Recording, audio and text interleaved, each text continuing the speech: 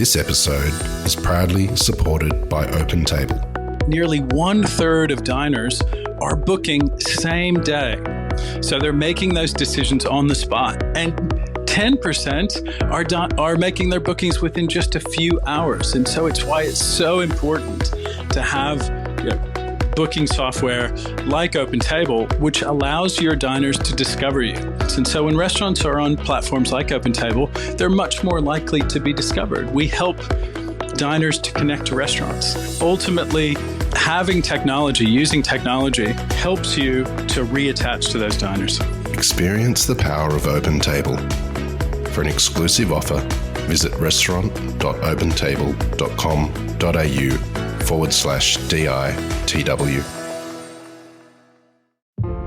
With the diversity of the projects and the roles that I've had, I've always wanted to make sure that I'm having some sort of a positive impact, and I'm genuine in my beliefs that I really do want to try and make the world a better place.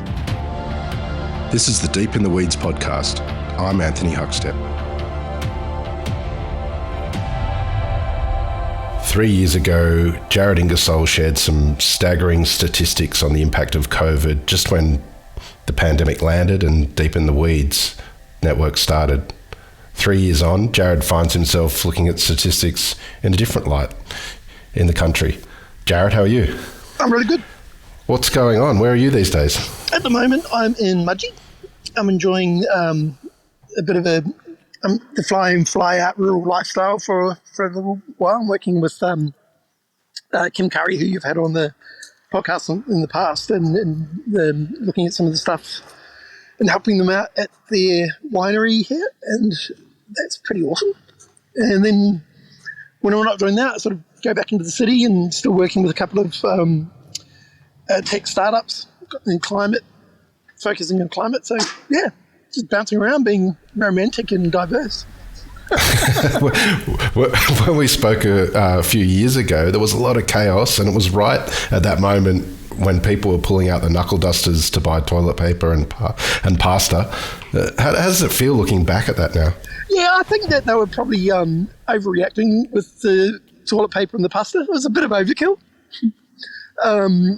It benefited the supermarkets greatly. Life is settling down. I think there's still a lot of food and beverage operators that have sort of come out the other side and are clawing their way through either debt or impacts of staffing. So, people, it's still tough, and that whole the pivot word was chucked around for a while. Everyone's over that word now, and people are just trying to climb back on top. You've, as you mentioned at the top of the show, you're doing sort of all sorts of different roles, and a lot of it is to do with sustainability within a restaurant or working with tech companies. Tell us a little bit about some of the projects that you've been doing. Well, the stuff that we're doing at Tinger with Lowe's Wines at the moment is actually really cool. So they've got a organic biodynamic farm. They produce beef, sheep, and they've got market gardens. And so some of the stuff that I'm working with at the moment is just sort of joining the dots between a whole animal and a plate of food and their processes. It's actually a really interesting project because the winery actually the property benefits hugely from the way that they're managing the animals. So it's almost like the animals are a byproduct of creating a happy, biodiverse slab of country that they produce their grapes on. And because they're using crash grazing principles, and there's the manure and the way the animals are being used on the land, they're actually a tool to rehabilitate some of the land. And the byproduct of that is some incredible lamb and incredible beef. And so we're in the process now of just working out how to scale that. So it's not. There's a bit of a thing, like the winery and because they've got a bakery, a fine dining restaurant, an event centre. Their cellar door is incredibly busy and booked out most weekends. And obviously food and beverage businesses operate at a different cadence to the farm and animals. So it's just, putting the right sort of processes in, so that rather than the animals just sort of being there used as a tool just for the land, they're actually a tool that can then get turned into menu items. And also looking at things like, how the energies, the type of energy they're using. With just really, really early days, there's a woman, Miriam, here that does the sustainability stuff. So I'm looking at, what is the certification processes, what is the opportunities for carbon projects. So it's pretty, and then, so it's kind of cool. You've worked with different restaurants in sustainability models. Is it actually that difficult to implement sort of a more sustainable system within restaurants? Can you take us through that? Yes and no. It's hard getting people to change. Change is always really, really difficult. Everyone loves change, but nobody wants to change. And, things like, there's the really easy stuff like trying to get people to use the right bins. But the biggest opportunity that I think a lot of operators have is in what they buy. And the problem with that is it's easier said than done, because there is still, the most sustainable way to buy wine is, arguably in a box. In a box, you're not paying. You recycle the cardboard. You've got that bit of plastic there, but it's not freighted as much. But if you're a decent restaurant with a $150 a head average spend type thing, the last thing you're going to do is squeeze out a glass of something. So there are these sort of tension points that you get where, okay, so more sustainable stuff is sometimes the challenge with that is that it's not of quality or it's more expensive. So then when you're the operator, you go, well, I want to do all these things, but how do I go about making the decisions that I need to make in order to make my business more sustainable? And oftentimes it's the new operators that have got a bit of a head start. So if I was building a kitchen today, I would, let's propose a scenario that there's a big developer and he wants an anchor tenant, and I would be negotiating with that with my landlord about having no gas in the building, only using induction, getting rental abatements to try and support that capital expenditure. So those sort of hard pieces of equipment, when you're first starting up, it's easier to deal with those then. And the other part that's a little bit tricky for food and beverage operators is that actually measuring your impact it can be quite complicated. There are some really awesome tools that I've seen and some under development where for a relatively small cost you can purchase a software application where you just put all your financial movements, your business in there, and then it gives you carbon equivalents on the other side. That's a really interesting area, that tech side. It took the industry a long time to sort of adapt and accept, but now it's almost like they can't do without it. You consult a lot in that tech realm as well. What are some of the benefits or changes a business can have by using really good tech? It's huge. I mean, as your good self knows, there's some, Deputy is a good example of how you can sort of manage your rostering. There's been some pretty good advancements with point of sale systems and the way that the financial transactions that we make. Whoever thought QR codes were going to come back so strong, but they've opened up that sort of me and you model for ordering. There's a lot of really good opportunities that aren't as expensive as what they used to be. It used to be that if you wanted to get like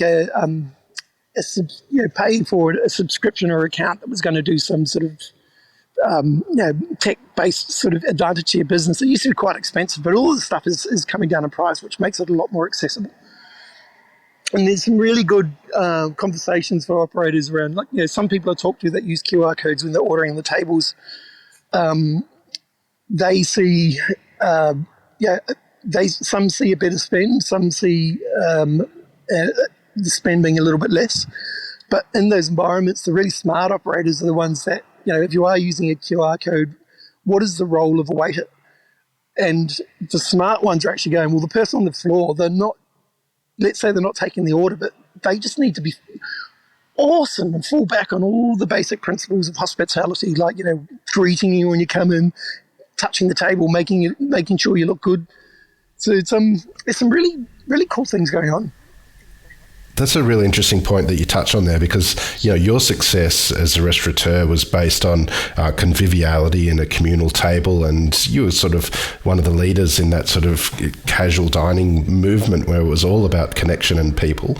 And I guess that's the fear with technology, of losing that connection that you get with people and trying to find that balance. Are you seeing restaurants still trying to find that balance between the tech and the connection? Yeah, and I think that some of the adaptation, the people that are adapting that sort of stuff, I mean, a lot of it was done over COVID, and a lot of it was a response to, I don't have staff, so I'm going to save some money. But the ones that are leaning into it and are actually going, you know what, I'm going to use this to my advantage. So I'm going to just smooth out that whole customer journey of placing an order and all that sort of stuff. But I'm just going to really focus on my front of house team just being awesome and just making people feel special. Because I think that you can go to an RSL and sit down and just feel like a number and order off a QR code and get nothing. But you're only pushing a palmy in your throat, washing it down with a jug of rashes. Your expectations are quite low.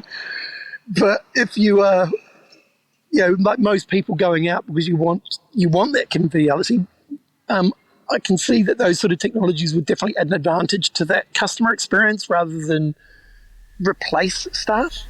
Yeah. You've done so many different things over the last couple of years, and COVID impacted people differently. If you think of sort of the restaurateur Jared, back at Dank Street Depot at its sort of peak compared to the way that you help businesses now, how different are hospitality venues and what they need to do? All right, that's an interesting one, because the restaurateur Jared, like, he was younger, a little bit lighter, and it's that's actually quite an interesting question, because it's that thing that when I was operating in my own business, and I've actually chatted to a few other people, like Alex, Herbert, and we had a bit of a yarn the other day, and it's that thing of like, it's when you're running your own business, it's really hard to take your own advice sometimes.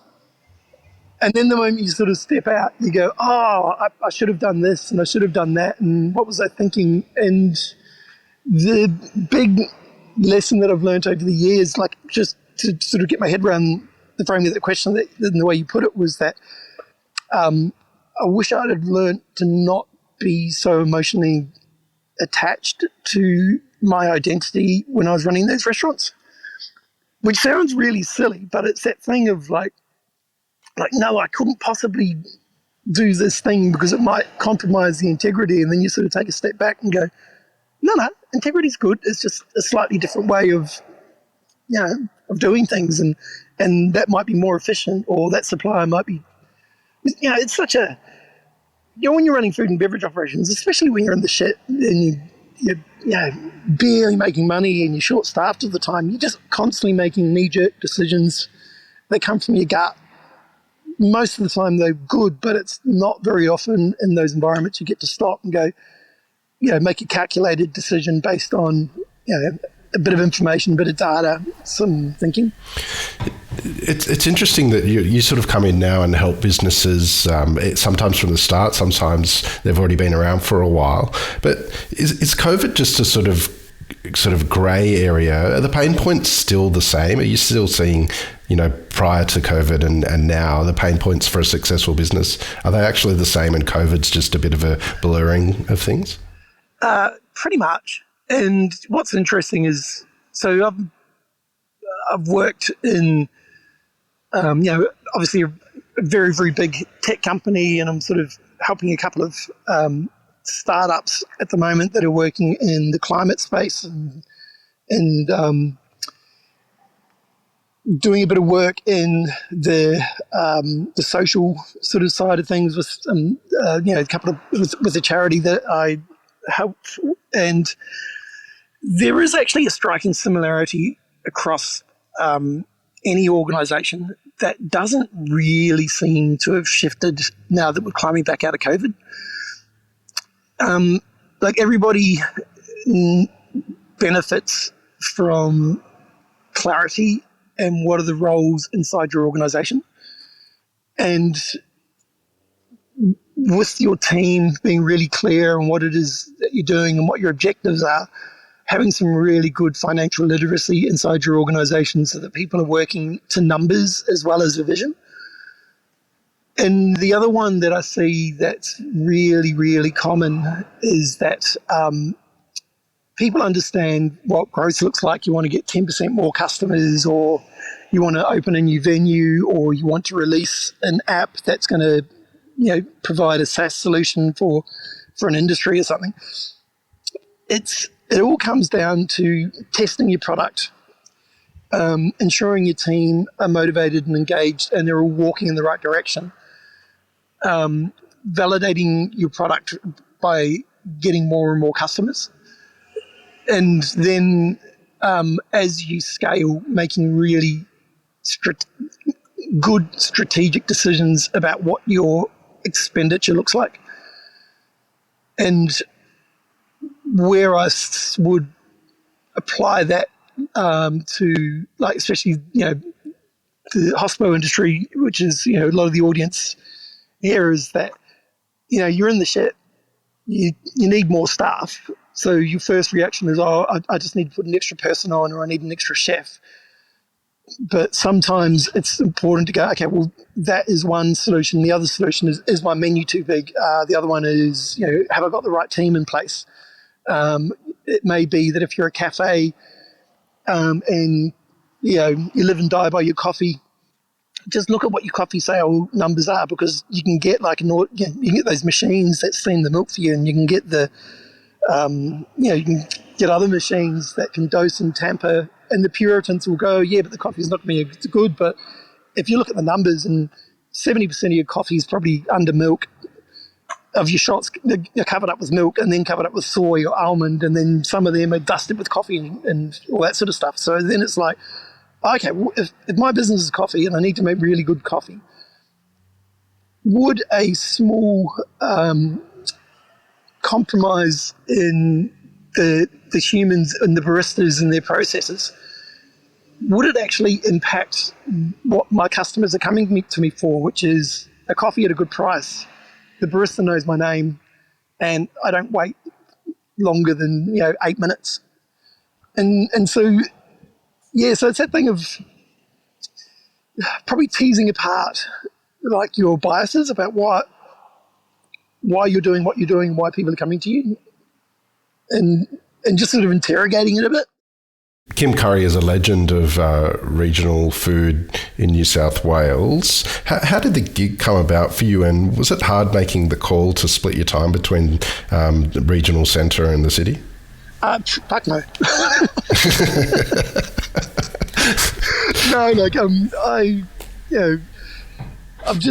I woke up this morning looking out over a mist-filled, beautiful country with grapes, and because they're in the middle of harvest at the moment, and so it's actually, I'm finding it quite refreshing getting back on land, and the conversations. I mean, what led me to be in Mudgee today was just, I've known Kim for 10, 15 years. Kim and David, we first met when I had Dank Street, and I did a New South Wales only wine list way back in the day. And so I used to do dinners based on regions and then focus on the produce and the wine of those regions. So I first met them, when I reached out to them and said, hey, I love your Zinfandel, can we do a dinner? And that was around the time when we had the New South Wales only wine list. That was when people were just going, nah, you're mental, that'll never work, because no one in New South Wales wants to drink New South Wales wines. And I always thought that to be a bit of a conflict in my mind, because it was like, we produce such gorgeous stuff, but we had this sort of prejudice against our own, against our neighbours' wine. And then over the years, I've done a few events out here. Like, even though I've worked in different industries, I've always tried to keep keep a finger in the pie of food and do an event from time to time. And then pre-COVID, we'd always planned on me coming out and doing another dinner. And then COVID had everything shut down, and then we had that middle break where everyone sort of thought, okay, cool. And we caught up again, and then we had another conversation about coming out and doing 4 dinners a year, just seasonal dinners. Then COVID hit, and then around Christmas, we caught up again and picked up the conversation. And where I'm sort of focusing my energies and the impact that I want to have on this property is that to really sort of break down some of the silos to the different parts of the business, to really make sure that the farmer and Saxon, who's producing the animals, and Kyle, who's the head chef, is in, who's a legend. This food's stunning. But just making sure, trying to work out how Kyle doesn't think about kilos of eye fillets. He's starting to think about animal conditions over the year, and so Saxon can talk to him about, next season starting to look a bit dry, so we may need to keep the beef on the property for a bit longer. And then sort of implementing some tools where Saxon can send some cattle to get processed, but then help translate what one animal looks like into kilos of cuts, so that the kitchen can then. Because if you ask most chefs, I'm going to give you a cow, they'd probably go, fuck. The machine that the industry is, everything comes in processed, everything comes in, it's cryovac, it's portion controlled, and I would suggest that there's probably 2/3 of the chefs out there that wouldn't actually know how much sirloin is in a cow, and it's not their fault, because the machine is that you order portion cut, or you order cleaned, or you order boxed meat. So there's a bit of complexity, sort of,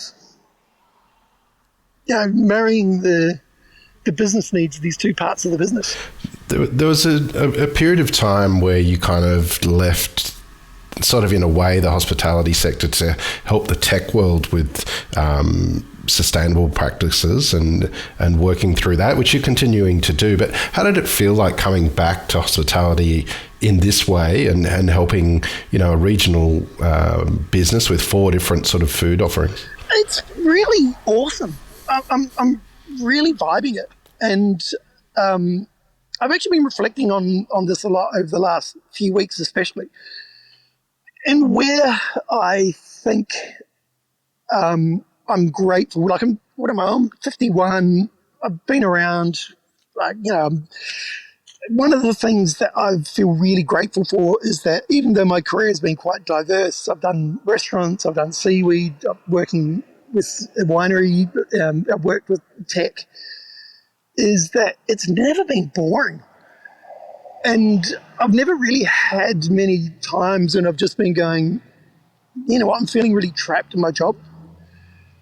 Well, actually, I'm looking back with rose-coloured glasses. There are many times I felt like that, but it's, if I take that sort of view of going, and what it's allowing me is that with the diversity of the projects and the roles that I've had, I've always wanted to make sure that I'm having some sort of a positive impact, and I'm genuine in my beliefs that I really do want to try and make the world a better place.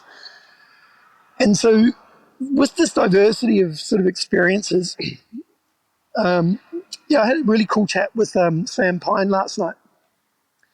And she's also doing some work out at Zen House, and she's working on the wine list. But we've got this, we're working on a dinner with a guy called Nathan from NICI, the Indigenous Training Group for Chefs. And where the diversity of my experience is led to. So when we're organising this event, we're not just organising a night with some really awesome chefs and some great booze at a ticket price and a beautiful vineyard, we're actually able to deepen the delivery of this event to include, how does this organization think about culture? We're going into a year where this conversation is really important. Tinger's a sixth-generation property, so there's a direct family lineage to the First Nations people that were originally here and were originally country.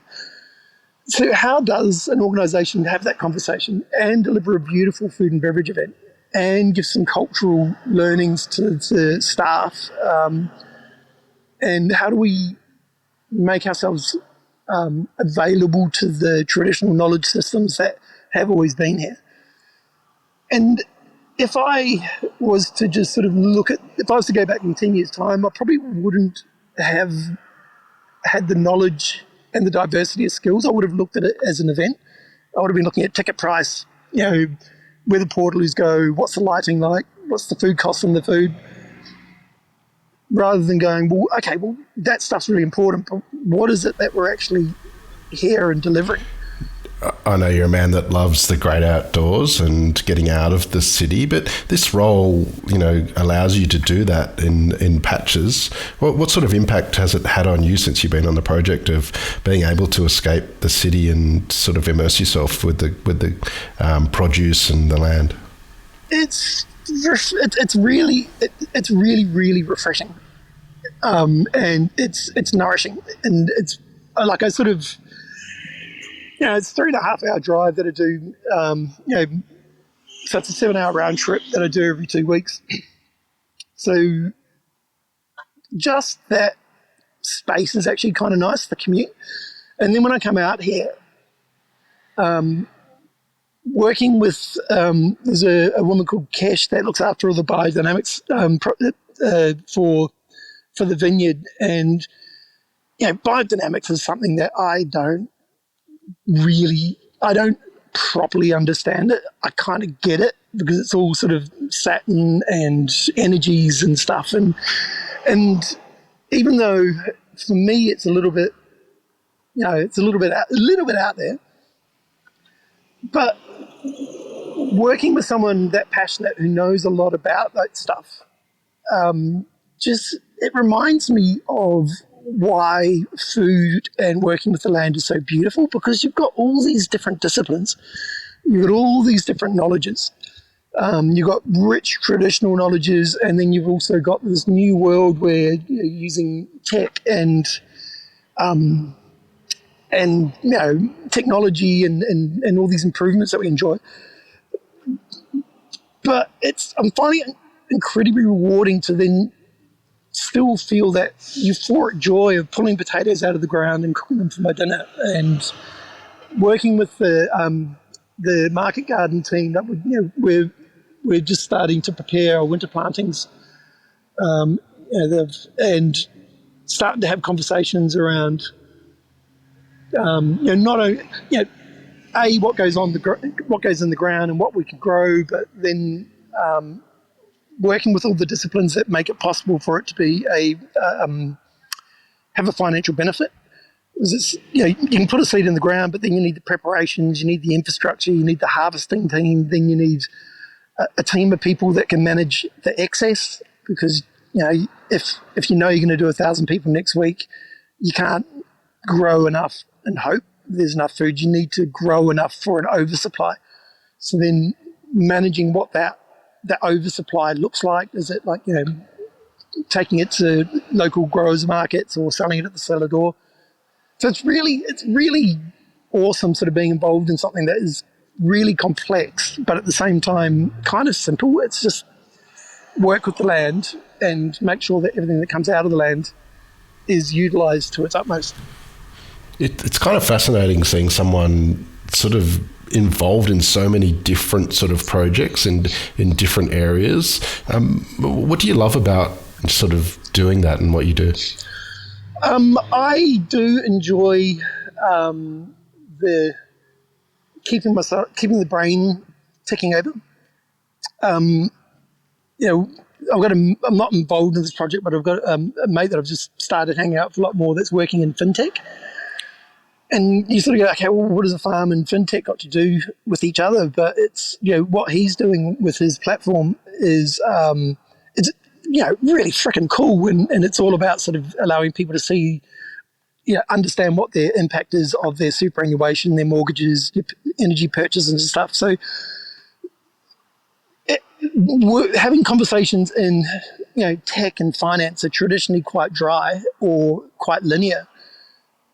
But working with, traditional knowledges and farmers helps me keep grounded to what I think his fintech solution could be presented like.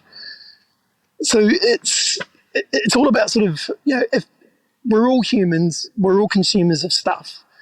There's a lot more consumers of stuff that are wanting to feel that they're having a positive contribution. So as you're designing these systems, it doesn't matter if it's food, if it's an app, if it's working in circular economies, how do these systems get built so they do have a financial return, that people investing their time and money do get something from it?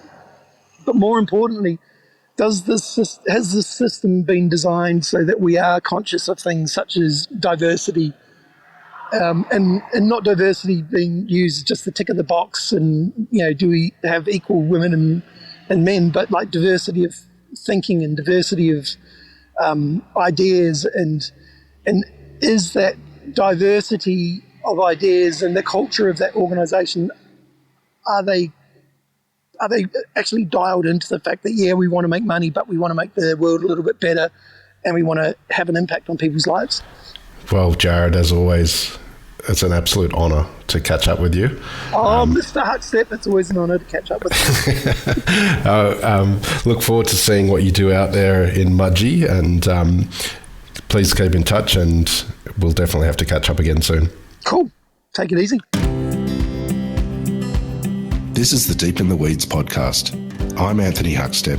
Stay tuned as we take a deep dive into the lives of the incredible people who ply their trade in the food and hospitality sector. Special thanks to executive producer Rob Locke for making this all happen.